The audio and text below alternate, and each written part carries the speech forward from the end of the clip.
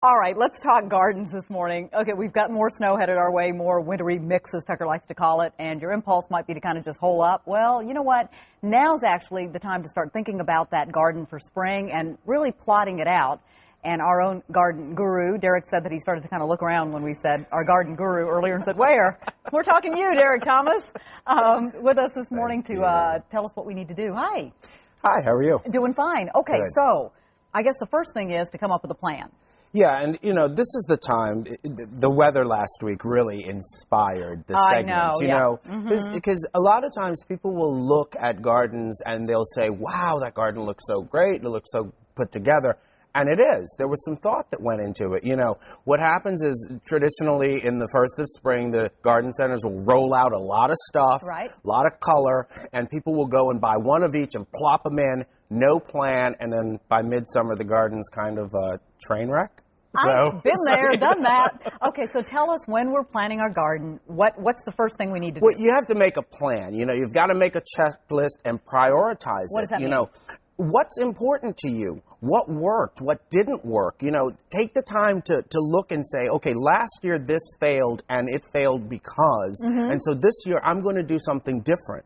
You know, so make that list and prioritize it. And do you need to know whether you want a perennial garden or you want an annual garden? And a lot of times people confuse the two. Perennial is plants that come back every year. Come back each year. Annuals are plants that their whole life cycle happens in one year. Can you do a mix? You can absolutely do a mix, you know, but you also have to think about exposure. And that's good about perennials because there are sun perennials, there are shade perennials.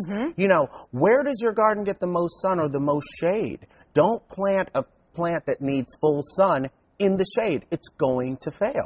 Derek, does it matter if it gets morning sun or afternoon sun? Absolutely, particularly in the summer. The summer sun in the evening can be the most brutal. Okay. So some plants that like shade will survive in the morning sun. All right. So, you know, you have to know that. The other thing that you want to think about is scale. You know, don't throw a gajillion plants that because you buy the little cell packs. Don't throw hundreds in because those plants are going to get big. You know, you may see a really cute little evergreen that's only a foot tall. Right. Well, that evergreen may end up being 14 feet tall at its height. I feel like you're doing the segment for me because I think I've been guilty of all of those things that you just mentioned.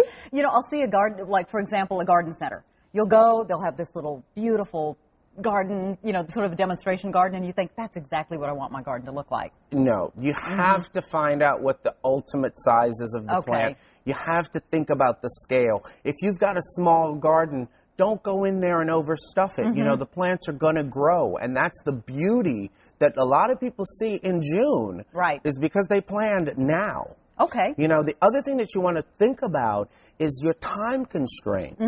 A lot of those gardens, as I said, a lot of the gardens that look put together are put together. Right. You know, and you have to keep in mind, sometimes you may want, you know, let's say you're doing an 8x10 garden.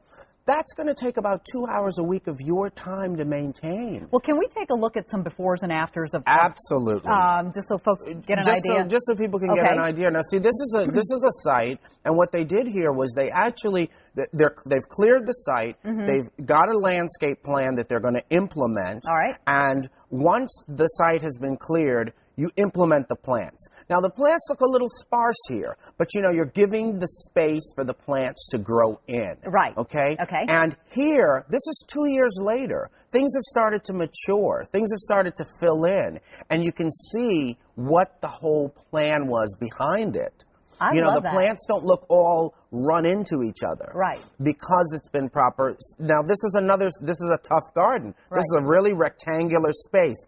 The yard has been dug out and everything. You know, you've got the plan where the patio is going to go in. Right. And then in the after picture, this is 2 years after that same garden went in, you've got a wonderful, and it's a very tight space, but look at how functional it is. See, that's great. And here, the other thing that I think is crucial too, when you showed that picture of the plants going in, is people want immediate gratification. I've been guilty of this too. I think, oh, I'm going to plant my garden. It's going to look just like it's supposed to look that first year. Right. Not so. And see, here's a plan here of when you work with a landscape designer, or you can actually, there's some good programs out there that you can get at like Office Depot or places like that. When you work with a plan, you can prevent some of those mistakes that you're talking about, because you're going to know that that holly that you may be planting on the corner, it may only be 5 feet tall when you buy it. It's going to be a 20-foot tree. Got it. The music's playing, which means it's time for us to go. It's time for us to go.